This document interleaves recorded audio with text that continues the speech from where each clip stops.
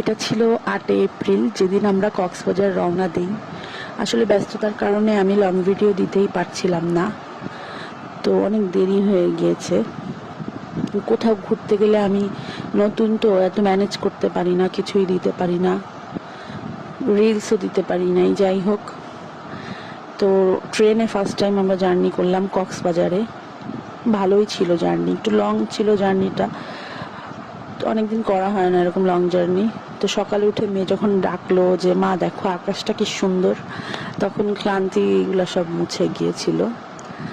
তো যখনই আমি গিয়া পাহাড় বা গাছপালা, খোলা মাঠ নিয়ে আকাশটা ভিডিও করতে যাই, তখনই গাছপালা না, মাঠ, খোলা মাঠ বা পাহাড় একটু একটু পড়তেছে, ওইটা নিয়ে ভিডিও করতে গেলেই সামনে গাছগুলা পড়তেছিল।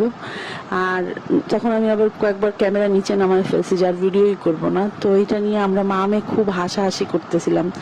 যখনই তুমি ক্যামেরাটা উঁচু করতেছো জানলার কাছে, তখনই গাছ চলে আসতেছে।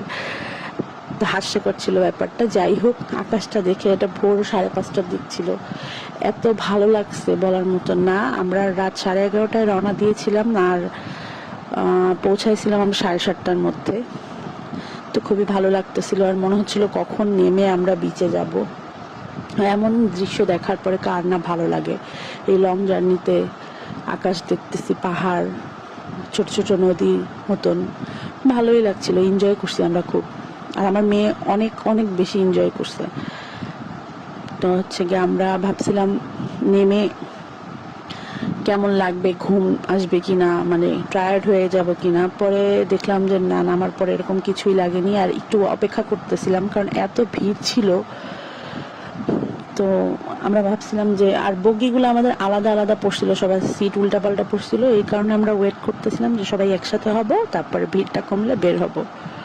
আর বের হয়ে যা দেখলাম, এত সুন্দর ওয়েদার। ভাবছিলাম অনেক গরম থাকবে, কিন্তু আল্লাহর ইচ্ছায় আসলে ওয়েদারটা খুবই ভালো ছিল, মনে হচ্ছিল ঠান্ডা।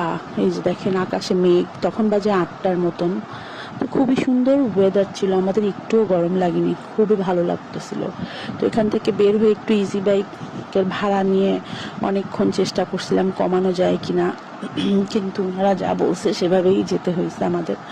তো আমরা একটা নতুন হোটেলে ছিলাম, এটা নতুন হয়েছে। আর চট্টগ্রামের এই যে স্টেশনটা প্রথম দেখলাম, তো অনেক সুন্দর করছে।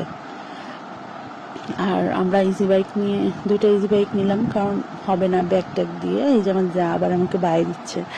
আর এই রোডটা দিয়ে যখন যাচ্ছিলাম, ঠান্ডা বাতাস, মনটা একদম ভরে গেছিল, এত ভালো লাগতেছিল। অনেকদিন পরে আসলাম কক্সবাজার। আর এই যে এই ডলফিন রোড না কি বলে, এটা দিয়ে নামার সময় যে বিচটা দেখা যায় পুরা, এইটা দেখলে যে কেমন লাগে। ওই যে দেখেন সামনে পুরা বিচটা দেখা যায়। কার কার এমন অনুভূতি হয় আমি জানি না, আমার কেমন জানি লাগে, একটা খুব ভালো লাগে। তো আমরা ভাবছি যে হোটেলে ব্যাগটা রেখে কোনোরকম একটু ফ্রেশ হয়ে নাস্তাটা করব, তারপরে রুমের চাবি পেতে পেতে 2টা একটু সময় বিচে ঘোরাঘুরি করব। তো যেমনটাই চিন্তা করে রাখছিলাম সেরকমই করছি। হোটেলের লবিতে গিয়ে আমরা, এটা হোটেলের রোডটা, বিচটা খুবই কাছে ছিল, রাস্তাটা পার হয়ে শর্টকাট বিচে চলে যাওয়া যায়। কিন্তু হোটেলের রোডটা একটু খারাপ ছিল, কিন্তু হোটেলটা খুবই ভালো ছিল।